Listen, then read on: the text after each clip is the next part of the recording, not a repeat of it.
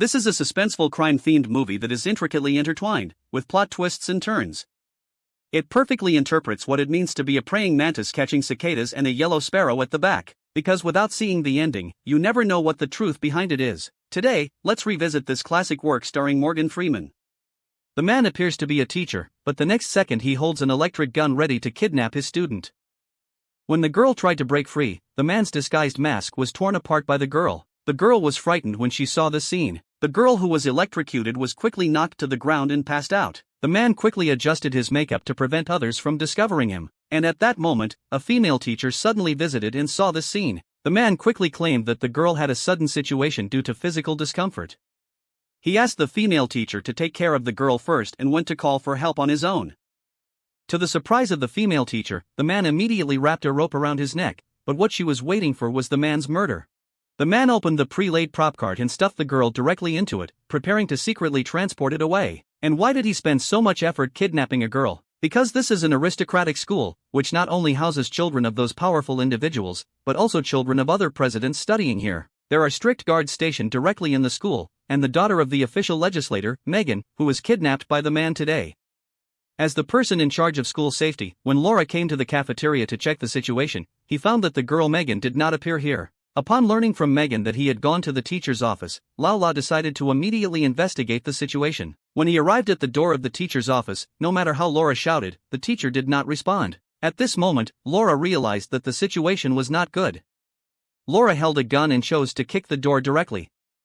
Laura, who came inside, was dumbfounded and saw the female teacher lying on the ground. Laura notified the police in the control room immediately and immediately blocked the school. And at this point, the man had already driven the car and left the school with the girl Megan.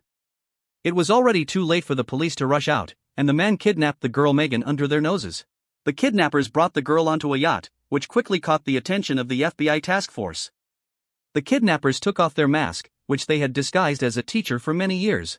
Now, except for the girl Megan, no one knows her true face. The police are also completely unaware of the kidnappers' motives, as the girl's parents did not receive any extortion calls from the kidnappers. The report on this incident also caught the attention of the cautionary legend Morgan, and at this very moment, a phone call came in, and the voice of the girl Megan came from the other end of the phone. Why did the kidnappers find him, leaving Morgan confused? Morgan chose to record their conversation as soon as possible, but the clever kidnapper had already processed the sound. The purpose of the kidnappers kidnapping the girl seems to be heading towards Morgan, and he even told Morgan that he left something in the mailbox at his doorstep. When Morgan rushed to his house to check, he found a red shoe in his mailbox, so Morgan went to the investigation site with physical evidence as soon as possible. What can be confirmed is that this shoe was officially worn by Megan, who was kidnapped. Everyone is puzzled by why the kidnappers found Morgan, and what is the kidnapper's motive. He left a meaningful sentence in the recording. They say what? They die. The case will die.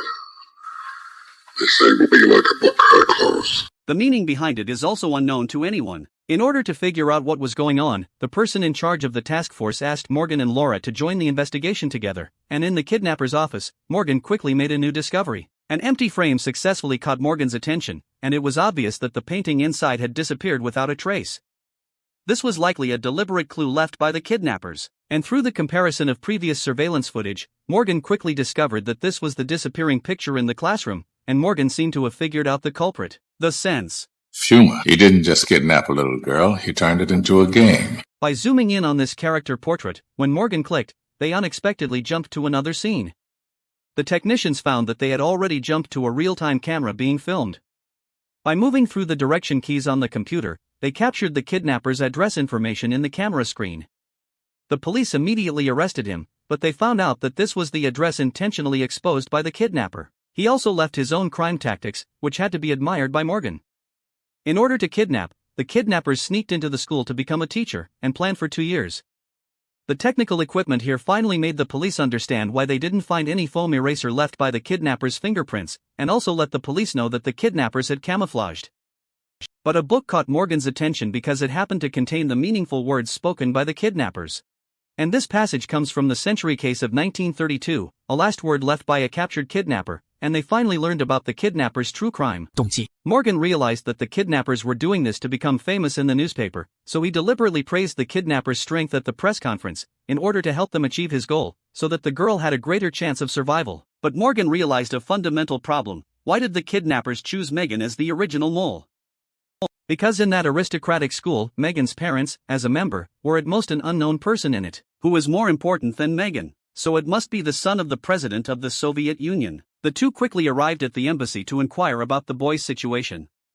The security personnel told them that the boy was very safe now, but what they didn't know was that the kidnappers were using Megan's account to contact the boy, but the boy simply thought that the other person was his classmate Megan. At the request of the kidnappers, he let the boy go alone to the phone booth outside to call someone for help. However, Morgan, who was about to leave the embassy, was reminded by Laura that since they had not found any useful clues so far, stalking here might be a good way to find the murderer. Morgan agreed to Laura's proposal, and the boy took advantage of the gap when the security personnel relaxed their vigilance, and he quickly escaped from the basement to the outside. The boy, relying on his familiarity with the environment, successfully evaded the surveillance cameras. As he walked towards the phone booth, this scene was discovered by Morgan and the others who were watching closely. At this moment, the kidnappers disguised as police officers were approaching the phone booth, and Morgan relied on intuition to determine that this man was the person they were looking for. At this moment, the kidnappers were preparing to kidnap two people from the South China Sea. Seeing that the situation was not good, they drove straight towards the phone booth and called. At this moment, the killer realized that he had been exposed and was ready to escape. Although Laura successfully broke the tire, she was still managed by the kidnappers to escape. Just as the two were about to continue their pursuit, embassy security personnel rushed here. Without knowing the situation, they could only control the two for now. Morgan's appearance caused the kidnappers' plan to fail. At this point, the kidnapper was already furious. He angrily held a gun and wanted to retaliate against the girl, but the girl disappeared without a trace, making him dumbfounded. Morgan and his team quickly received a ransom call from the kidnappers, who demanded that they provide a diamond worth 10 million yuan. They needed to put the diamond in a hot water bottle and go to the designated location of the kidnappers to exchange fire. In order to preserve Megan's order, the police had to comply with the kidnappers' requests. Although the police have done everything possible, the kidnappers are clearly aware of the police's handling of the case. The kidnappers demanded that Morgan constantly move locations in the bustling city and inform Gong Yongting of the next contact point through her phone, in order to shake off the tracking police. And Morgan followed the kidnappers' request, circling around all the way, and was eventually guided to the crowded subway station. It was only in the last second of the train closing that the kidnappers allowed him to ride the designated train. Although Laura succeeded in following up, the kidnappers asked Morgan to continue transferring to the front carriage.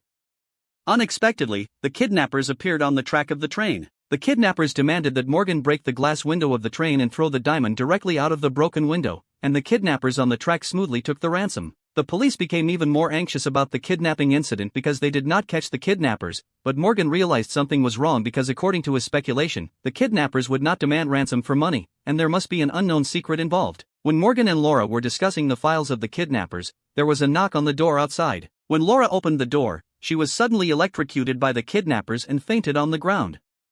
Morgan, holding a gun, and the kidnappers were in a standoff. However, for the sake of Megan's whereabouts, Morgan still chose to hand over his gun. The kidnapper confided in Morgan about the bitterness in his heart. He envied Megan for having such good parents. It can be imagined that the kidnapper's childhood did not receive the love of his parents. With a twisted heart, he lit the house while his parents were asleep at the age of 15, ending their lives. But when Morgan mentioned the ransom, the kidnappers laughed but remained silent. A ransom drop. Was it well earned? 12 million. Morgan said that Megan's parents have a way for him to escape with ransom, as long as he can reveal Megan's whereabouts. Where me? She's trapped in my Alex, isn't that right? Maybe she's stuck in a warehouse somewhere, floating in a... The ambiguous words of the kidnappers have made Morgan realize something. At the same time, the kidnappers also knew that Morgan and his team had not found the girl, and the kidnappers now needed to find another hostage to play their trump card. Laura lying on the ground was his best choice. When the kidnappers were planning to take Laura away, they didn't expect Laura to take the knife from her body and insert it directly into the kidnapper's thigh. Laura was knocked down by the kidnappers, and Morgan took this opportunity to find the gun placed in the corner. Morgan, who was holding a gun, did not hesitate this time. He chose to directly send the kidnappers a box of food. Morgan killed the only kidnapper who knew Megan's whereabouts, which was criticized by Megan's parents. Laura was also frightened by this incident and chose to withdraw from the investigation of the serious case team. But Morgan had already guessed that there was another layer of truth behind the matter, because when Morgan claimed that the kidnappers had made a ransom of 1.2 million, the kidnappers did not realize that it was actually 10 million, so he had no idea about the ransom, which means that someone else had received the ransom. Regarding Megan's whereabouts, the kidnappers were ambiguous in why he took the risk to come here, making Morgan realize that the girl Megan may no longer be in his hands. And a person who is so familiar with police investigation methods and can successfully obtain ransom made Morgan realize that this person is likely an insider. Morgan chose to return to the school for investigation. By calculating the time of the incident and examining the surveillance footage at the time, Morgan discovered something unusual. Why did the detective in charge of the surveillance footage rush directly to the outside gate instead of using broadcasting to notify the guards faster to block the situation? So there's only one possibility, which is that this detective already knew about the kidnapper's plan. Look. Divine was in on it with it. Then when Sonji hit the embassy, he pulled a double cross. He ran his own ransom. No. Sonji was a loner. An accomplice would have been beneath him. I'll tell you what happened. Sonja was hoodwinked. And so were we. At this moment, Detective Devon at home was completely unaware that he had been exposed, but there was a dramatic twist in the plot that followed. It turned out that Laura was also involved in this black-eating plan. Dave, who obtained the diamond, did not choose to kill the girl Megan, but instead imprisoned her in the barn. Because he has a kind heart, he can't even take action on a child. As long as they don't speak up, no one can find the girl Megan. But Laura told Devon some unfortunate news. Really believed that he shot Sanji to save my life. Cross pulled the trigger because he knew Sanji didn't have Megan anymore. What are you saying? He already knows Sanji didn't run the ransom. He's onto us already, isn't he? No, he's not onto us, but I think he's onto you. Before Dave could react, Laura sent him a box of lunch. Later, Laura arrived at the barn, ready to take action against Megan. At this moment, Megan was still planning to pry open the wooden block below and prepare to escape. When Laura wanted to open the barn door, Megan inside had already blocked the outside door with a bed, and Laura had to pretend to be here to rescue Megan. Upon hearing Laura's voice, Megan thought he had been rescued, but the next second he realized something was wrong. If the police come to rescue, why is it so quiet outside and only Laura came here? Laura's lies were quickly told by Megan's sheepo, and Morgan chose to come to Laura's home to investigate according to the relationship that Devon has worked with Laura for many years. In Laura's computer files, Morgan found a clue to the true identity of the kidnappers and the appearance of the cruise ship, which made Morgan realize that Laura was also involved. A photo of a rented farmhouse caught Morgan's attention, which happened to be Laura's location. At this moment, Laura chose to climb up to the top of the barn. He planned to kill Megan through the ventilation above the barn. Fortunately, the clever Megan realized that the situation was not good. He held a knife and fork and immediately chose to destroy the light bulb above, leaving himself in the darkness. Megan continued to pry at the wooden boards of the barn with a knife and fork, and as the flashlight above shone on Megan, fortunately the boards were pried open and Megan slipped out in time. Megan, who had fled all the way, was covered in his mouth by a big hand. Morgan had already arrived here, so he gestured for Megan to remain silent and hide here. Morgan appeared behind Laura with a gun in hand. I watched the tapes. You and Divine could have stopped Sonji at the school. Just like you could have stopped him at the Russian embassy. But you had a different... Laura, who had no excuses on the agenda, began to play the emotional card. Unfortunately, Morgan did not give him a chance. He shot Laura away, and the girl was eventually rescued. The ending and turning points of the film may seem stiff and cliché, but personally, I don't think they are the main focus of the film. Rogan, relying on clues and characters' psychological speculation, thus sampling the whole case is the essence of this film. As a movie from over a decade ago, overall it is still worth watching.